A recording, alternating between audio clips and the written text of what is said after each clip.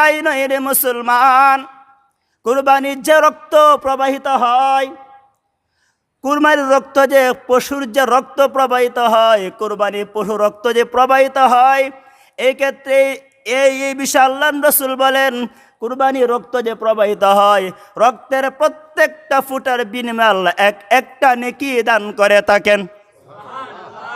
তো তাই নয় রে মুসলমান, আল্লাহর নবী তিনি আরো বলেছেন শুধু রক্তের নেকি নয়, তিনি আরো বলেছেন কাল কিয়ামতের ময়দানে আল্লাহ তাআলা, আল্লাহ রাসূল বলে তোমরা কুরবানি করো এবং হৃদয়কে প্রশস্ত রাখো, হৃদয়কে প্রশস্ত রাখো, আনন্দ চিত্তে কুরবানি করো। এর কারণ হলো কাল কিয়ামতের ময়দানে কুরবানির পশু নিজের পশম, নিজের খুর সব কিছু নিয়ে কাল কিয়ামতের মাঠে হাজির হয়ে যাবে।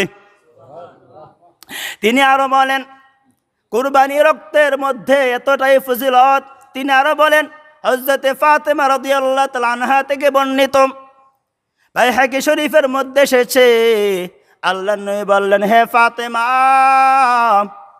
তুমি তোমার কুরবানির জন্তুর নিকটে যাও, কেননা তুমি যে জন্তু কুরবানি করতেছো, পশু কুরবানি করতেছো, এই পশুর রক্ত মাটিতে পড়ার সাথে সাথে তোমার জীবনের গুনাহ মাফ হয়ে যাবে,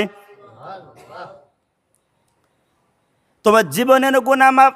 হযরত ফাতেমা রাদিয়াল্লাহু তাআলা আনহা জিজ্ঞাসা করলেন ইয়া রাসূলুল্লাহ, ইয়া হাবিবাল্লাহ, ওগো আব্বাজান, এই ফজিলত, এই লাভ কি শুধু আমাদের জন্যই নাকি, না আহলে বায়াতের জন্যই নাকি?